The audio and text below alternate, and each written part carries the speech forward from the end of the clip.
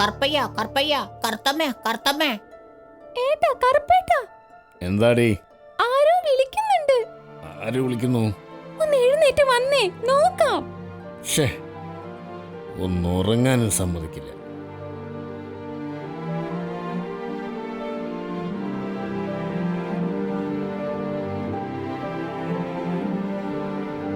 എന്താ മരംകുത്തി? കർത്തമ്മയുടെ ഇളയപ്പൻ ചത്തു. അയ്യോ ഇളയപ്പാ, എനിക്കിനി ആരുണ്ട് ഇളയപ്പാ? നിനക്ക് ഞാനുണ്ട്, ഒന്നും മിണ്ടാതിരിയടി. ഇളയപ്പ എങ്ങനെയാടാ മരം കൊത്തി ചത്തത്? അയ്യോ, ലൈൻ കമ്പിയിലിരുന്ന് ഊഞ്ഞാലാടി കളിച്ചതാ. കമ്പികൾ രണ്ടും കൂട്ടിമുട്ടി. ഊഞ്ഞാലാടാ ലൈൻ കമ്പി മാത്രമേ കണ്ടുള്ളൂ ഇളയപ്പാ. അത് ചത്ത് കഴിഞ്ഞിട്ടാണോടി ചോദിക്കുന്നേ? ഡെഡ് ബോഡി തറവാട്ടിലേക്ക് കൊണ്ടുപോയോടാ മരം കൊത്തി? ഇല്ല, കൊണ്ടുപോയില്ല. ഒരു ചാവാലിപ്പട്ടി കൊത്തിയെടുത്തുകൊണ്ട് ഓടി. കാക്കകളെല്ലാം പട്ടിയുടെ പുറകെ ഓടിയിട്ടുണ്ട്.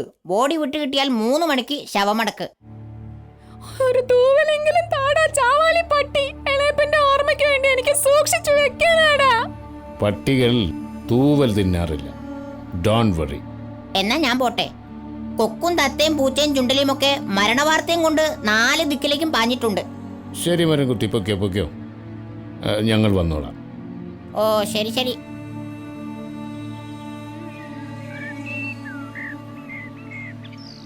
എടീ, നിന്ന് ചിണുങ്ങാതെ വേഗം വേഗം റെഡിയാവാൻ നോക്ക്. കറണ്ട് നിരോധിക്കാതെ കാക്കകൾക്ക് ഒരു രക്ഷയുമില്ല. മനുഷ്യർക്ക് കാക്കകളല്ല, കറന്റാ വലുത്.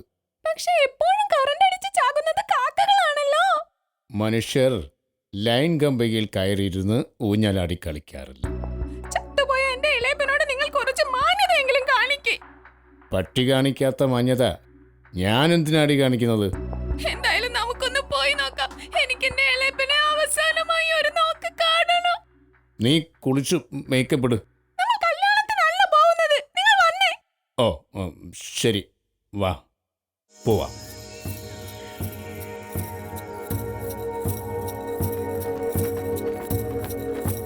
താഴേക്ക് നോക്കി പറഞ്ഞോ, ഇളയപ്പൻ്റെ കൊക്കും തൂവലും വല്ലവും കിടപ്പുണ്ടെങ്കിലോ? കൊക്ക് കണ്ടാ എനിക്ക് തിരിച്ചറിയാൻ പറ്റും. അതെങ്ങനെ? കൊക്കിലൊരു കാക്കപ്പുള്ളിയുണ്ട്. കറുപ്പേട്ടൻ എന്താ ചിരിച്ചത്? ഇപ്പോ ഇളയപ്പനെ കണ്ട ഇളയപ്പന് പോലും തിരിച്ചറിയാൻ പറ്റില്ല. ആ പരുവത്തിലായിട്ടുണ്ടാകും. ചങ്കി കുത്തണ വർത്തമാനം പറയല്ലേ കറുപ്പേട്ട. പ്രിയേ, ജനിച്ചാലൊരു നാൾ ചാവും, ചത്തില്ലെങ്കിൽ ആരെങ്കിലും തല്ലിക്കൊല്ലും. അതാണ് കാക്കകളുടെ കയ്യിലിരിപ്പ്.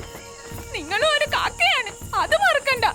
ഞാൻ അറിവുള്ളവനാ, വിദ്യാഭ്യാസമുള്ള ആള്, മനസ്സിലായോ? സ്കൂളിന്റെ മുറ്റത്ത് ചെന്നിരുന്ന് ഉച്ചക്കഞ്ഞി കൊത്തി തിന്നുമ്പോ ഒളിഞ്ഞു നോക്കിയെന്നും പറഞ്ഞ് തൊക്കിടി സായിപ്പാവില്ല. എന്നാലും നിന്റെ ഇളയപ്പനെ പോലെ ലൈൻ കമ്പിയിലിരുന്നു ഞാൻ ആടാറില്ല. ചിരിക്കുന്ന കണ്ടില്ലേ? പിക്നിക്കിന് പോകുന്നതാണല്ലോ. എൻ്റെ കറു, ഞാൻ നിന്റെ ടെൻഷൻ മാറ്റാൻ വേണ്ടി ഓരോന്ന് പറഞ്ഞതല്ലേ. വേഗം പറഞ്ഞോ.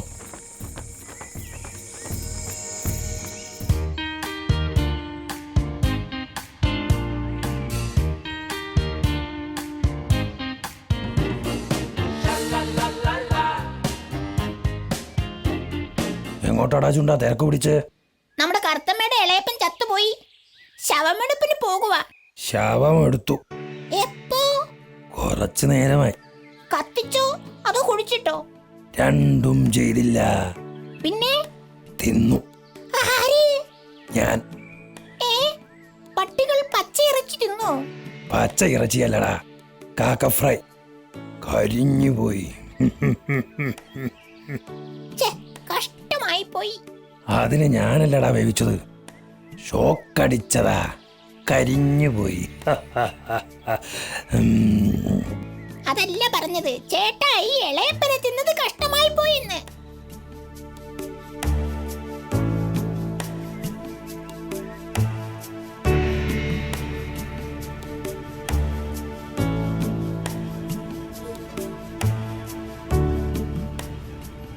നീ എന്നെ കുറ്റം പറഞ്ഞിട്ട് എന്താടാ കാര്യം? കറണ്ട് അടിച്ചാൽ ചത്തുപോകുമെന്ന് ഇളയപ്പൻ മനസ്സിലാക്കണമായിരുന്നു. ഈ കറണ്ടേ ഒരു വല്ലാത്ത പഹയൻ തന്നെയാ. തീരെ മനസാക്ഷിയില്ല. ഓരോരുത്തർക്കും ഓരോ സ്വഭാവമല്ലേ. കറന്റിന് ആരും തൊടുന്നത് ഇഷ്ടമല്ല. അത് കറന്റിന്റെ സ്വഭാവം. ജാട അല്ലാതെന്താ. എനിക്കിങ്ങനെ തലക്കനമുള്ളവരെ ഒന്നും ഇഷ്ടമല്ല. അതാ ഞാൻ എന്റെ മാളം വയറിങ് ചെയ്യാത്തത്, മനസ്സിലായോ? കുറച്ച് തലക്കനമുണ്ടെങ്കിലും അവൻ അവന്റെ ഡ്യൂട്ടി കൃത്യമായി ചെയ്യുന്നില്ലേ? കറണ്ട് ഇല്ലാത്ത അവസ്ഥയെക്കുറിച്ച് നീയൊന്ന് ചിന്തിച്ചു നോക്ക്. സംഗതി ശരിയാ. എന്നാലും സ്നേഹം കൊണ്ടൊന്ന് തൊട്ടാൽ പോലും അവൻ തട്ടിക്കളയില്ലേ? ആരെയും പേടിയില്ലാത്തിട്ടാ. എന്താടാ ചുണ്ട, നിനക്കെന്നെ പേടിപ്പിക്കാൻ തോന്നുന്നുണ്ടോ?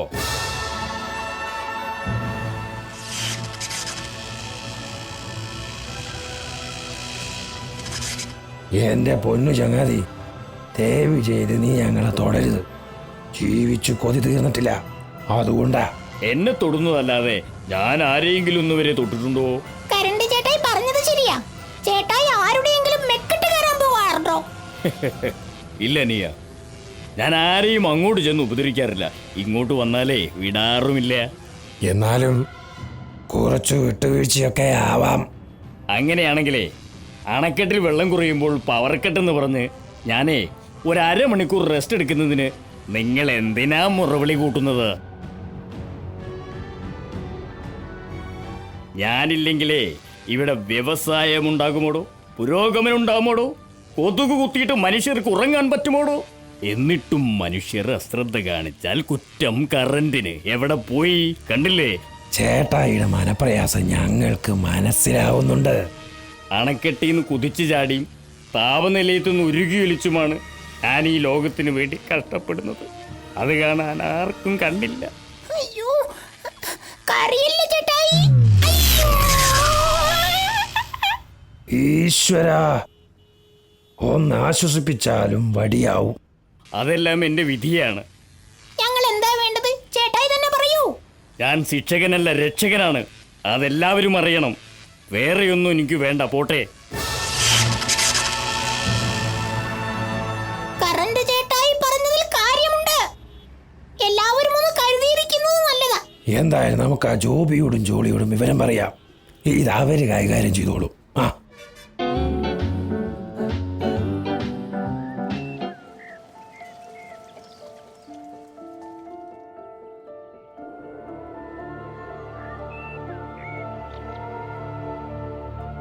എടാ, ദേ കമ്പി പൊട്ടിക്കിടക്കുന്നത് കണ്ടോ?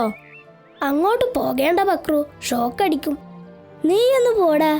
പൊട്ടിയ കമ്പിയിലൊന്നും കറണ്ട് ഉണ്ടാവില്ല. അതൊന്നും പറയാൻ പറ്റില്ല. ഫ്യൂസ് ഊരിയിട്ടില്ലെങ്കിൽ കറണ്ട് ഉണ്ടാകും. ഏടി പൊട്ടി, ഇത്രയും വലിയ കാറ്റും മഴയും ഉണ്ടായിട്ടും KCB-ക്കാര് ഫ്യൂസ് ഊരാതിരിക്കുകയോ? നമ്മൾ എന്തിനാ റിച്ചു ഒരു ഭാഗ്യപരീക്ഷണം നടത്തുന്നത്? നമുക്ക് വേറെ വഴി പോകാം. ചുറ്റി വളഞ്ഞു പോകാനൊന്നും ഞാനില്ല. ഫസ്റ്റ് ബെല്ലിന് മുമ്പ് സ്കൂളിൽ എത്തിയില്ലെങ്കിൽ ടീച്ചർ തല്ലും. തല്ലുന്നെങ്കിൽ തല്ലട്ടെ, എന്നാലും ഈ തീക്കളിക്ക് ഞാനില്ല. നിനക്ക് പേടിയാണെങ്കിൽ വരണ്ട, ഞങ്ങൾ ഇതുവഴി തന്നെ പോവും. പക്രു, സൂക്ഷിച്ചാൽ ദുഃഖിക്കേണ്ട. നീ പോടാ പേടിത്തൊണ്ട.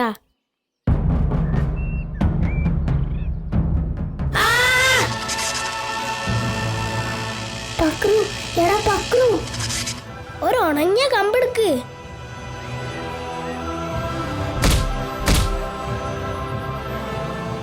പക്രു, പക്രു എഴുന്നേക്ക്. കണ്ണു തുറക്ക് പക്രു. നമുക്ക് കൃത്രിമ ശ്വാസം കൊടുക്കാം. ഇനി നമുക്ക് പക്രുവിനെ ആശുപത്രിയിൽ എത്തിക്കാം.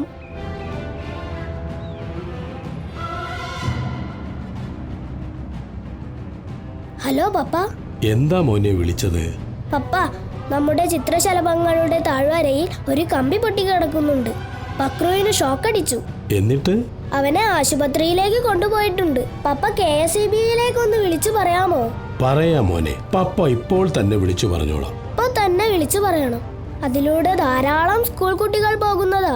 ഓക്കെ മോൻ ഫോൺ വെച്ചോ, പപ്പ വിളിച്ചു പറയട്ടെ. ശരി പപ്പ. പക്രുവിന് എന്തെങ്കിലും സംഭവിക്കൂടാ? എന്ത് സംഭവിക്കാൻ? നീ ഒന്ന് പേടിക്കാതിരിക്കെ. അശ്രദ്ധയാണ് എല്ലാ അപകടങ്ങൾക്കും കാരണം.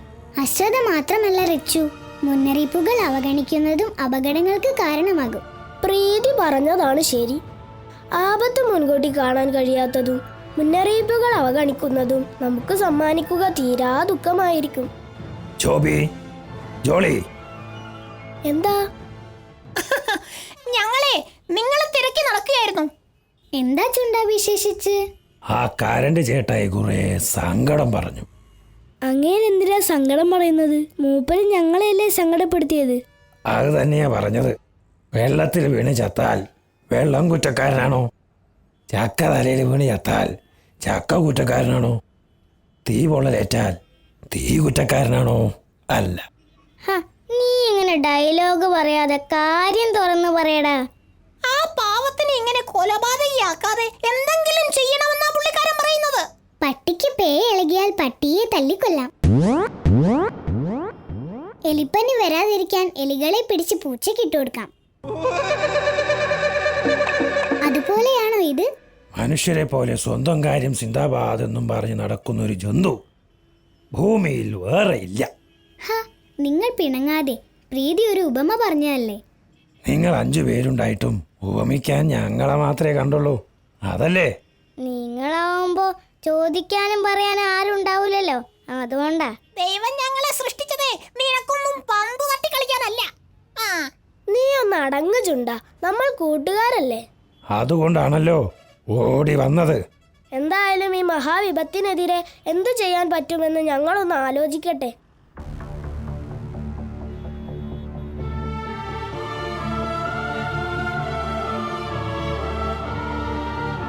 Hello uncle. എന്താടാ കൊച്ചനെ? അങ്കിൾ എന്താ ഈ കാണിക്കുന്നത്? ഞാനൊരു ചക്ക ഇടുന്നതാ. ചക്ക ഇടാനാണെങ്കിൽ ആരെങ്കിലും വിളിച്ച് പ്ലാവിൽ കയറ്റിയാ പോരെ? ഓ, അതൊക്കെ മെനക്കേടാ. പിന്നെ അവന് കാശ് കൊടുക്കേണ്ടി വരും. അയ്യോ, എന്തിനാ അങ്ങളെ ഇങ്ങനെ പിശുക്കുന്നത്? അങ്കിളുടെ മക്കളെല്ലാം അമേരിക്കയിലല്ലേ, നല്ല പൂത്ത കാശില്ലേ? നീ പറഞ്ഞത് ശരിയാ. എന്റെ പെട്ടിയിലേ പൂത്ത കാശിരിപ്പുണ്ട്. ഞാനതെടുത്ത് വെയിലത്തിട്ട് ഉണക്കാറുമുണ്ട്. നിനക്കെന്താടാ കൊച്ചനെ? പണം ഇങ്ങനെ പെട്ടി പൂട്ടി വെക്കാനുള്ളതല്ല. പിന്നെ ഞാൻ എന്തോ ചെയ്യണം? പാവങ്ങൾക്ക് കുറച്ചു കൊടുത്താൽ പുണ്യം കിട്ടും. പുണ്യം കിട്ടാൻ ഞാൻ മുട്ടിപ്പായി പ്രാർത്ഥിക്കുന്നുണ്ട്. പ്രാർത്ഥിക്കാൻ കാശ് മുടക്കണ്ടല്ലോ. ഈ വിചാരം മനസ്സിൽ വെച്ച് പ്രാർത്ഥിച്ചാൽ ഉണ്ണീശോ ചെവി പൊത്തും. നീ പോടാ കൊച്ചനെ. എന്റെ കാര്യം നോക്കാൻ എനിക്കറിയാം. നോക്കിക്കോ, ലൈൻ കമ്പികൾ ഇങ്ങനെ പോകുമ്പോൾ തോട്ടികൊണ്ടുള്ള അഭ്യാസമൊക്കെ സൂക്ഷിച്ചു വേണം. എന്തോ ഇത്തിരി പോണ പിള്ളേര് കറിയാച്ചനെ ഉപദേശിക്കുന്നോ?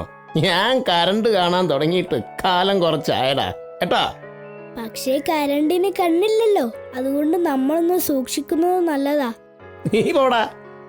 എന്റെ കാര്യം നോക്കാൻ എനിക്കറിയാം. ഞങ്ങൾ പറയാനുള്ളത് പറഞ്ഞു. ഇനിയെല്ലാം അങ്കിളുടെ ഇഷ്ടം. വാട, നമുക്ക് പോവാം.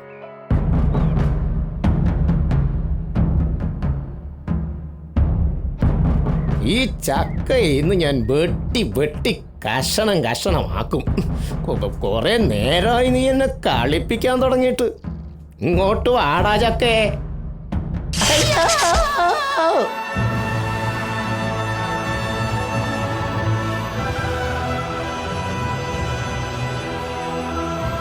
എടാ, അങ്കിളിന് ഷോക്ക് അടിച്ചു. വേഗം വാ. എന്തു പറ്റി അങ്കിൾ? എന്നെ ഷോക്കടിച്ചടാ മക്കളെ. അങ്കിളിനെ ഒന്ന് തിരുമ്മി ചൂടാക്കടാ, രക്തയോട്ടം കിട്ടട്ടെ.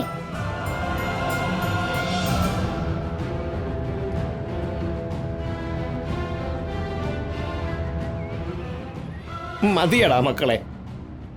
ലൈൻ കമ്പികൾ അടുത്തുള്ളപ്പോൾ സൂക്ഷിക്കണമെന്ന് അങ്കിളിനോട് പറഞ്ഞല്ലേ?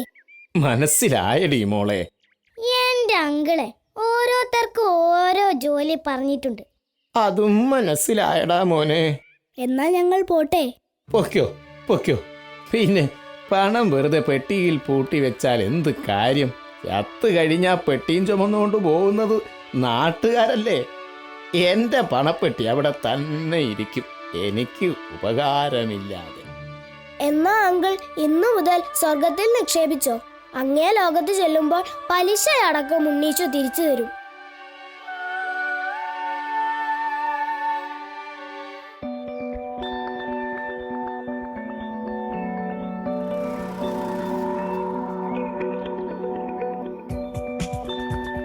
ഇതെന്താ ടി വി കാണാത്തത്? ഓ, കറണ്ട് ഇല്ല. എന്റെ കർത്താവേ, അമ്മച്ചി ഇത് എന്ത് പണിയാ കാണിച്ചത്? ഞാൻ എന്ത് കാണിച്ചെന്ന്? ഇടി വെട്ടുമ്പോ മെയിൻ സ്വിച്ച് ഓഫ് ആക്കണമെന്ന് ഞാൻ അമ്മച്ചിയോട് പറഞ്ഞിട്ടുള്ളതല്ലേ. മെയിൻ സ്വിച്ച് ഓഫ് ആക്കിയാ ഞാൻ എങ്ങനെയാ TV കാണുന്നേ? TV നാളെയും കാണാലോ. അതെങ്ങനെയാടേ ഇന്നത്തെ പരിപാടികൾ നാളെ കാണുന്നത്? നാളെ വേറെ പരിപാടികളില്ലേ? ആഹാ, എന്നാലേ ഇനി TV കാണണ്ട, തുണി അലക്കണ്ട, തണുത്തതൊന്നും വേണ്ട, രാത്രി വെട്ടവും കാണണ്ട. അത് നീയാണോടി തീരുമാനിക്കുന്നത്? ഞാനല്ല, കറണ്ടാ തീരുമാനിച്ചത്. കറണ്ടോ? അതെ, ടിവിയും ഫ്രിഡ്ജും വാഷിംഗ് മെഷീനും എല്ലാം അടിച്ചുപോയി. Short circuit. എന്റെ മാതാവേ, ഈ കറണ്ട് എന്നാ പണിയാ കാണിച്ചത്? ഇടിവെട്ടുണ്ടാകുമ്പോ മെയിൻ സ്വിച്ച് ഓഫ് ആക്കേണ്ടത് കറണ്ട് അല്ല, നമ്മളാ. പോയ ബുദ്ധി ആന പിടിച്ചാ കിട്ടില്ല. എന്റെ അമ്മച്ചി, ഇനിയെങ്കിലും ഒന്ന് ശ്രദ്ധിക്ക്. എന്റെ മരുമോള് പറഞ്ഞതാ ശരി. നമ്മുടെ ഒരു നിമിഷത്തെ അശ്രദ്ധ നമുക്കുണ്ടാക്കുന്ന നഷ്ടങ്ങൾ വളരെ വലുതായിരിക്കും. കരണ്ട് ജിമ്മിയോടും ചുണ്ടനോടും സങ്കടം പറഞ്ഞു എന്ന് കേട്ടപ്പോൾ എനിക്കും സങ്കടമായി ജോബി. കരണ്ട് ഒരു പാവ. അതല്ലേ മറ്റുള്ളവരുടെ പഠനത്തിൽ വേദനിക്കുന്നത്. നമ്മൾ അശ്രദ്ധ കാണിച്ചാൽ നഷ്ടം നമുക്ക് മാത്രമല്ല, നമ്മെ സ്നേഹിക്കുന്നവരും ഒരുപാട് വേദനിക്കും. തിരിച്ചറിവാണ് നമുക്ക് ആദ്യം വേണ്ടത്. ഇതിനെതിരെ എന്തെങ്കിലും ചെയ്യാതെ പറ്റില്ല. നേരായ മാർഗം പറഞ്ഞു തരാൻ സെറാഫിനെ വിളിക്കുന്നതാ നല്ലത്. ശരിയാ, നമുക്ക് സെറാഫിനെ വിളിക്കാം. യേശുവേ സ്തോത്രം, യേശുവേ നന്ദി, യേശുവേ സ്തോത്രം, യേശുവേ നന്ദി.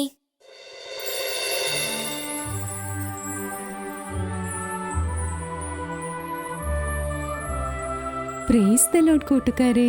Praise the Lord, Serafin. കൂട്ടുകാരെ അലട്ടുന്ന എന്തോ പ്രശ്നമുണ്ടല്ലോ. എന്തു പറ്റി? കരണ്ട് രക്ഷകനാണ്, പക്ഷേ പലരും അതിനെ ശിക്ഷകനാക്കി മാറ്റുന്നു. കരണ്ടിന് അതിൽ നല്ല വിഷമമുണ്ട്. നമുക്ക് എന്താ ചെയ്യാൻ കഴിയുക സെറാഫിൻ? കൊള്ളാം കൂട്ടുകാരെ. മറ്റുള്ളവരുടെ പ്രശ്നങ്ങൾക്ക് പരിഹാരം കാണാൻ നാം ഓരോരുത്തരും ആത്മാർത്ഥമായി പരിശ്രമിക്കുമ്പോഴാണ് നമ്മുടെ ജീവിതത്തിന് അർത്ഥമുണ്ടാകുന്നത്.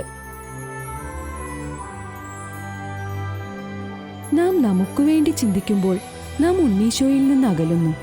എന്നാൽ നാം മറ്റുള്ളവർക്കായി ചിന്തിക്കുമ്പോൾ നാം ഉണ്ണീശോയിലേക്ക് കൂടുതൽ അടുക്കുന്നു. നമ്മളും ഉണ്ണീശോയും തമ്മിലുള്ള അകലം കുറയ്ക്കുക, അതാണ് ഓരോ മനുഷ്യന്റെയും ദൗത്യം. അപ്പോൾ നമ്മുടെ ഉത്തരവാദിത്വം വളരെ വലുതാണ് അല്ലേ സെറാഫിൻ? ലക്ഷ്യം നല്ലതാണല്ലോ, അതുകൊണ്ട് ഉണർന്നു പ്രവർത്തിക്കുക. സെറാഫിൻ പറയുന്നത് പോലെ ഞങ്ങൾ ചെയ്യും. എങ്കിൽ വരൂ, നമുക്കൊരു സ്ഥലം വരെ പോകാം.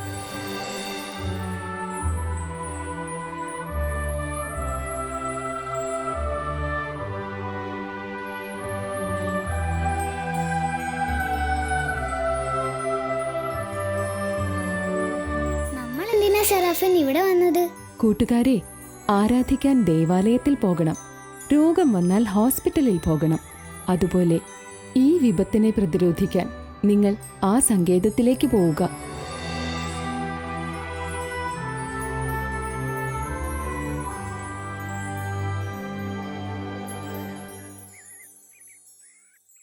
എന്താ കുട്ടികളെ? സർ, കരണ്ട് അപകടകാരിയായി മാറുന്നത് അതിനെ സൂക്ഷിച്ചു കൈകാര്യം ചെയ്യാത്തത് കൊണ്ടാണെന്ന് ഞങ്ങൾക്ക് മനസ്സിലായി. കുട്ടി പറഞ്ഞത് ശരിയാണ്.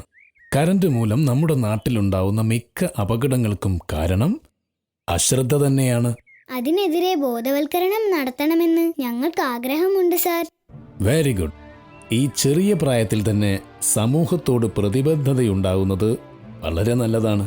സാറിന് ഞങ്ങളെ എങ്ങനെയാണ് സഹായിക്കാൻ കഴിയുക? മിന്നലുണ്ടാകുമ്പോൾ തണുത്ത പ്രതലത്തിൽ നിൽക്കാതിരിക്കുക. മൊബൈൽ ഫോൺ ചാർജ് ചെയ്യുമ്പോൾ ഫോൺ ചെയ്യാതിരിക്കുക. ലൈൻ കമ്പികളിൽ തട്ടുന്ന വിധത്തിൽ മരങ്ങൾ നടാതിരിക്കുക. കമ്പികളുടെ മുകളിൽ മരക്കൊമ്പുകൾ വളർന്നു നിൽക്കുന്നുണ്ടെങ്കിൽ യഥാസമയം ഞങ്ങളെ വിളിച്ച് അറിയിക്കുക. ഇങ്ങനെയുള്ള നിർദ്ദേശങ്ങൾ അടങ്ങിയ ലഘുലേഖകൾ ഞാൻ തരാം.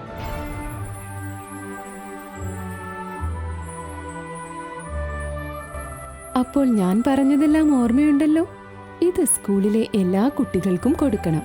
എന്നിട്ട് അവർ ഓരോ വീട്ടിലും കയറി ഇറങ്ങി ബോധവൽക്കരണം നടത്തുകയും വേണം. മനസ്സിലായോ? മനസ്സിലായി സെറാഫിൻ. എന്നാ കൂട്ടുകാർ പോയിക്കോ. ശരി സെറാഫിൻ. കർമ്മം കൊണ്ടും പ്രാർത്ഥന കൊണ്ടും പരിഹരിക്കാൻ കഴിയാത്ത ഒരു പ്രശ്നവും ഈ ഭൂമിയിലില്ല.